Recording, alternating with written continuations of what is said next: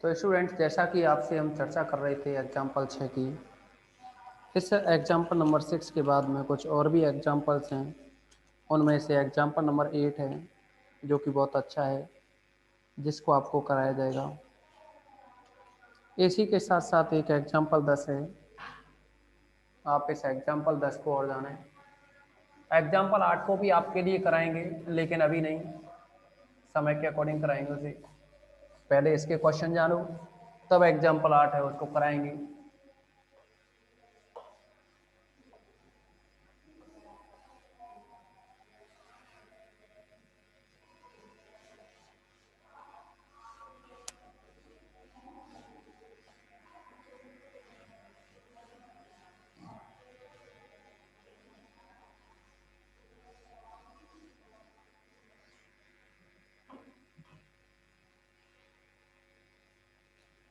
Example है इसमें 10th number का,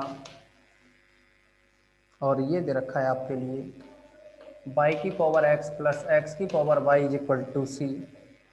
तो dy बाई डी एक्स निकालो। आपको पता है ये अस्पष्ट फलन है, क्योंकि अगर आपसे कहा जाए यहाँ से y का मान निकालो, तो देखो y यहाँ से निकालोगे तो यहाँ बना हुआ है, तो यानी अस्पष्ट फलन है। इस कंडीशन में ये y की वैल्यू नहीं निकलती। अगर यह स्पष्ट फलन है तो आप मान सकते हो, माना function of X Y is equal to X की पावर वाई प्लस वाई की power X minus C. C को लेफ्ट साइड में ले आए, क्योंकि D Y by D X is equal to आपको कल एक फॉर्मूला निकाला था, del F upon del X upon में del F upon del Y. Okay, ये फॉर्मूला आपके लिए निकाला था हमने कि del F upon del X upon में del F upon del Y. आप क्या करेंगे, देखा क्वेश्चन नंबर 18 हो जाए 18। अरे 5 जे देखिए, किसी स्टूडेंट ने जैसा कि हमसे कहा है कि 5th ए का क्वेश्चन नंबर 18, 5th ए का जो क्वेश्चन नंबर 18 है, उसके लिए हमने आपको 5th बी एक्सरसाइज है उसके लास्ट एग्जाम्पल की चर्चा की थी आपसे कि वो है लास्ट एग्जाम्पल है, और 5th बी के एग्जाम्पल के बारे में और क्वेश्चंस के बारे में हम आपको बता चुके हैं। तो इसीलिए आप क्या करेंगे कि 5th बी है ना, उसका लास्ट का एग्जाम्पल देखो। देखिए सभी, मिला या नहीं?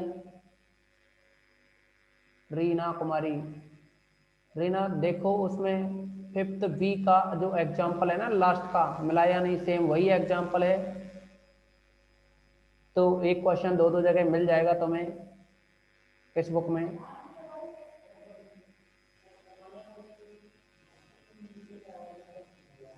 एग्जाम्पल 5,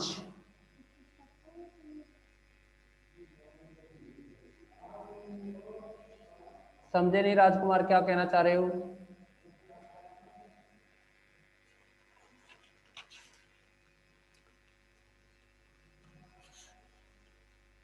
नहीं हो रहा है तो पहले इस क्वेश्चन को देख लो, इसके बाद में हम आपको उसको वो बता देंगे, ठीक है ना?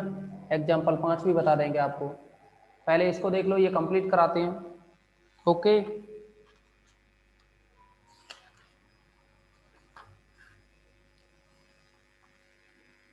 तो जैसा कि आपके लिए हमने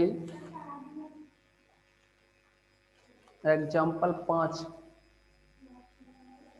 हाँ करा दिया है। अब ये नहीं पता, देख कर देखो, एग्जाम्पल 5 तो बी का करा दिया, बी एक्स। पहले इसको देखो, फिर बात करते हैं। आप जिनके बारे में चर्चा कर रहे हो उनके बारे में भी आपको बताएंगे कौन कौन से करा दिए, कौन कौन से नहीं कराए। तो देखो आप इसमें ये फॉर्मूला होता है जिसको आपके लिए कल प्रूफ करवाया था, D Y by D X is equal to minus del F upon del X upon में del F upon del Y. कुछ कंडीशन भी दिखाई थी कि यहाँ जो del F upon del Y है वो है 0 नहीं होना चाहिए। ओके, तो अब आप क्या करेंगे कि ये माइनस, पहले f का x के सापेक्ष आंशिक अवकलन करो। x के सापेक्ष करोगे तो y क्या है, कांस्टेंट माना जाएगा। ऐसे समझो x की घात n हो, तो x की घात n हो तो ये y आगे आएगा और x की पावर y माइनस 1 बनेगा। देखो आप x के रेस्पेक्ट में कर रहे हैं तो y कांस्टेंट माना जाएगा, ऐसे समझो y कांस्टेंट यानी y की जगह क्या है n है, तो x की पावर n का अवकलन हो जाएगा ना इस तरह से।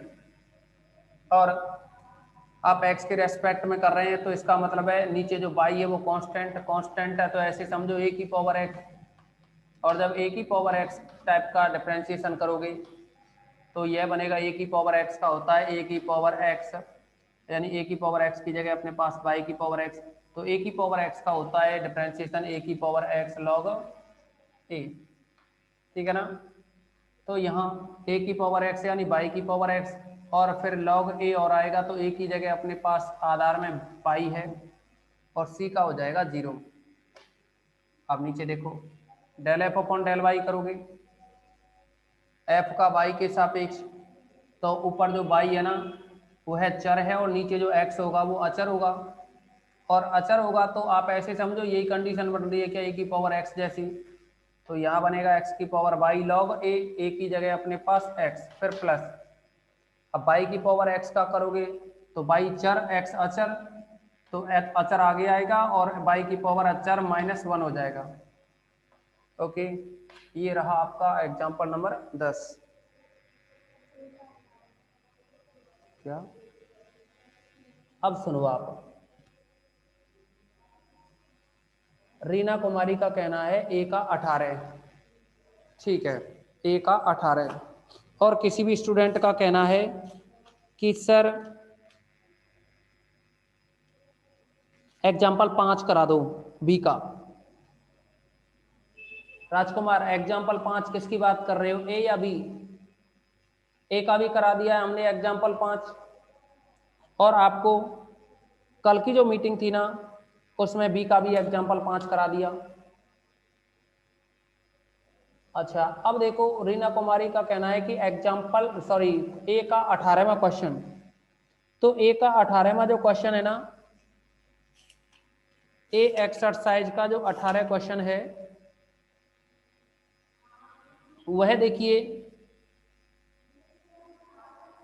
ए एक्सरसाइज का जो 18वां क्वेश्चन है वह है बी एक्सरसाइज का एग्जाम्पल 5 ही है। रीना कुमारी बी एक्सरसाइज का एग्जाम्पल 5 है, देखो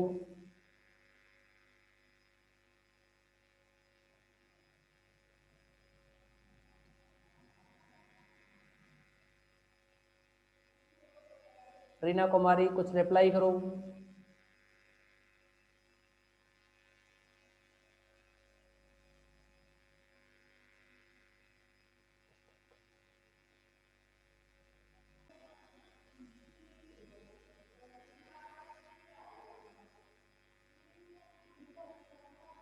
आके देखना है, साफ दिख रहा है क्या?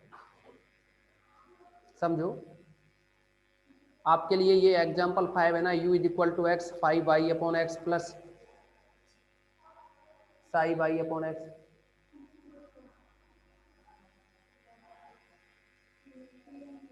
नहीं दिख रहा।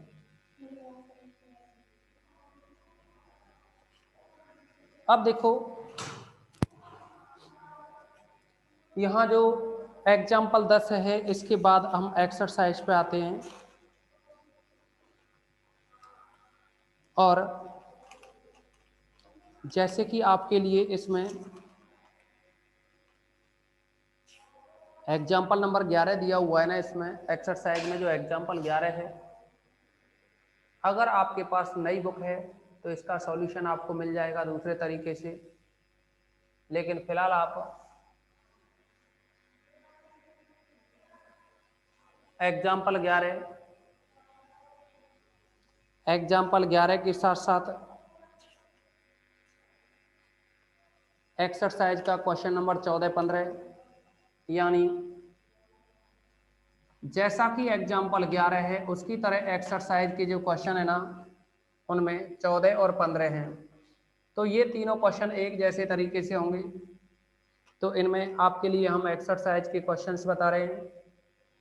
क्वेश्चन नंबर 14 में आपको दे रखा है x³ + y³ minus 3ax² equal to 0, तब सिद्ध करना है d2y/dx² plus 2a²x² equal to 0। इस क्वेश्चन में ये प्रूफ करवाया है। ओके, अब देखिए आप इसमें इसे प्रूफ करने के लिए आप पहले तो ये देखो कि ये अस्पष्ट फलन है। अस्पष्ट फलन है तो इसको आप मान लीजिए function of xy is equal to x³ plus y³ minus 3ax²। Okay, अब आपको पता है अस्पष्ट फलन के लिए dy/dx निकालने का तरीका, तो ये होता है minus del F upon del X upon में del F upon del Y. तो आप देखेंगे कि माइनस का del F upon del X का मतलब है एक्स के सापेक्ष अवकलन करो तो 3x², आंशिक अवकलन होगा एक्स से क्यू का 3x², बाई क्यू का होगा 0 और माइनस 3ax² का करोगे तो 2 आगे आएगा। देखो इसका 0 हो गया ना, बाई क्यू का 2 आगे आएगा यहाँ, तो माइनस का 6ax बनेगा। अब del F upon del Y करोगे यानी एफ का वाई के सापेक्ष, तो x³ 0 और ये भी 0, तो बाई क्यू का होगा 3y²। आप इस माइनस को तो यहीं रहने दो, ऊपर से 3 कॉमन लें, 3 का भाग लगा दें तो नीचे रहा ये y² और ऊपर है ये x² माइनस 2ax। ओके, आप इसको लिख सकते हो -1/y² या फिर ऐसे ही रहने दें। अब देखिए आप देखेंगे यहाँ 2 बार अवकलन हो रहा है, तो इसका दोबारा से अवकलन करो x के सापेक्ष।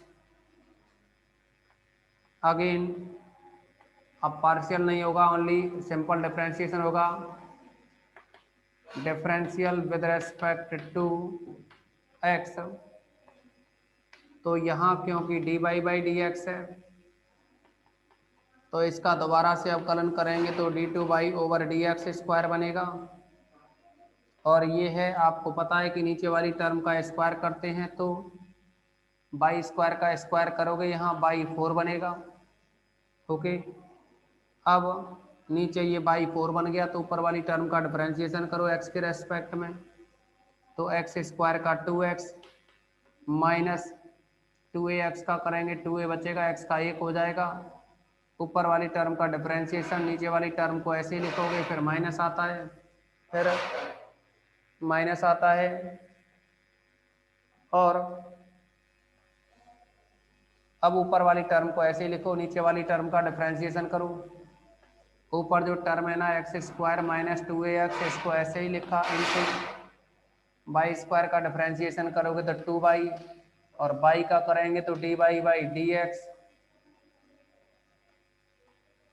आप इस 1/4 को आगे लिख सकते हैं कुछ इस तरह से, -1/4, यहाँ से 2 कॉमन लें तो ये x minus a into y² बचेगा, माइनस यहाँ से भी अगर आप 2 को 2y तो है ही यहाँ, और ये है x² minus 2ax into dy/dx की जो वैल्यू है, dy/dx की वैल्यू ये है, इसको लिखें minus x² minus 2ax upon y², x² minus 2ax upon में y²।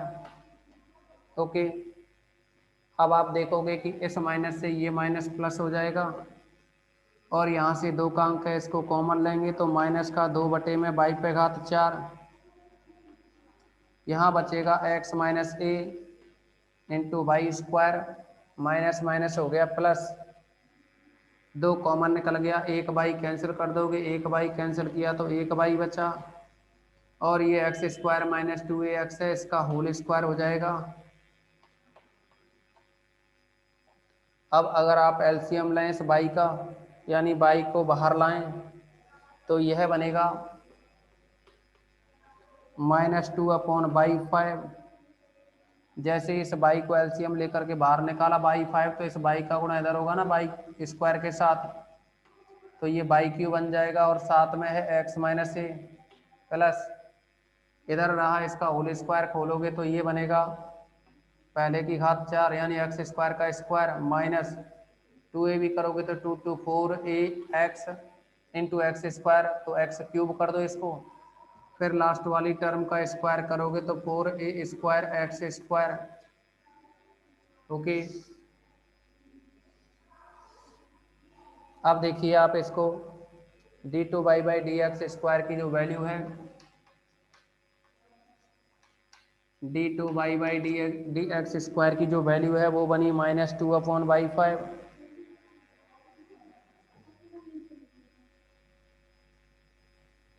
तो ये इसका दोबारा से यानी d2y/dx स्क्वायर की जो वैल्यू बनी ना, और यह वैल्यू है -2/5। बाहर है ये ब्रैकेट से बाहर माइनस का 2/5, और इसका गुणा करें x/क्यू माइनस a/क्यू, ये बनेगा x/क्यू माइनस a/क्यू और प्लस का x4 माइनस 4ax/क्यू प्लस का x4 माइनस 4ax/क्यू प्लस का 4a² x²। ये इतनी सी वैल्यू रही। आप देखोगे इसमें -2/5, एक तो ये वाली टर्म और एक ये टर्म, इन दोनों में से x कॉमन, तो यहाँ x³ प्लस y³ बचा। फिर है ये -a/क्यू minus 4ax³ plus 4a² equal में माइनस का 2/5 x into x³ plus y³ है। उस x³ प्लस y³ की वैल्यू आप यहाँ से निकालोगे तो ये बनेगा 3ax²। इसको अगर आप समीकरण नंबर 1 डालें तो 1 से देखोगे x³ plus y³ is equal to 3ax²। तो यहाँ आप लिख सकते हो 3ax², माइनस में है ये a/क्यूब माइनस 4ax³ प्लस 4a² ये मान रखा है हमने समीकरण 1 से, 1 से वैल्यू रखी है ये, तो यह बना -2/5 और ये 3a²x, देखो 3ax³ तो प्लस का 3ax³ और माइनस का ax³, देखो प्लस का 3ax³ और माइनस का 4ax³, तो माइनस का ax³ बचा ना, माइनस ax³ और ये है माइनस a/क्यू प्लस में है ये 4a² ओके। फिर से आप देखेंगे कि ये -2/5 और यहाँ से दोनों में से -a कॉमन लिया जाए तो ये बना x³ plus y³ plus 4a² equal में बना ये माइनस का 2/5 minus a into x³ plus y³ की वैल्यू दोबारा से लिखोगे यहाँ से 3ax², तो यहाँ लिखेंगे 3ax² प्लस में 4a²x², तो यह बन जाएगा -2/5 माइनस का 3a²x², देखो -3a²x² यहाँ है और प्लस का 4a²x² यहाँ है, तो एक a²x² बचेगा। यानी आप देखेंगे ये जो वैल्यू चल रही है ना, यह जो वैल्यू है वो है आपकी d2y/dx²। तो इसका मतलब इस टर्म को आप लेफ्ट में लाएं तो ये लिखा जा सकता है d2y/dx² प्लस इसको लेफ्ट में लाएं तो प्लस का 2/5 और ये है 2/5 a²x², तो RHS में रहेगा 0। तो स्टूडेंट्स इस प्रॉब्लम का ये सॉल्यूशन रहा। अब आप बताएंगे इसमें कोई भी डाउट्स हो तो, अगर किसी भी स्टूडेंट को यहाँ तक कोई प्रॉब्लम हो तो बताएं।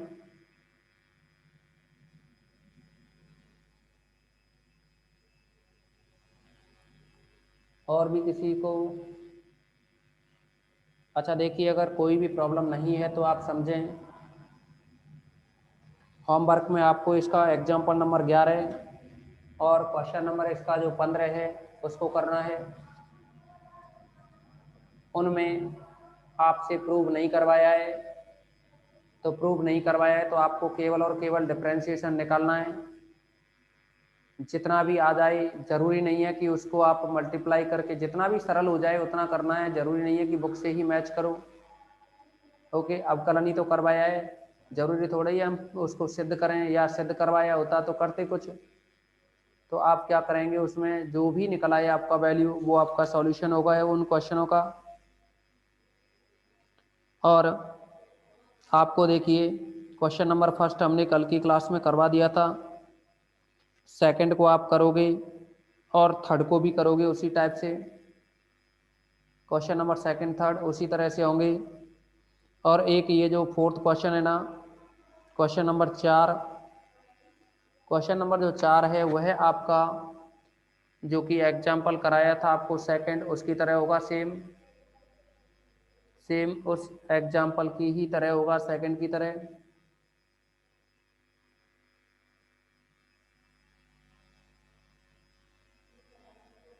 चलो भाई,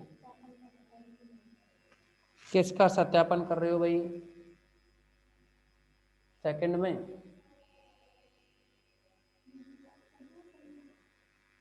यानी ये का है, यदि z बराबर इतना हो, एक्स वाई दे रखे हो, तो D Z upon D T का मान ज्ञात करो।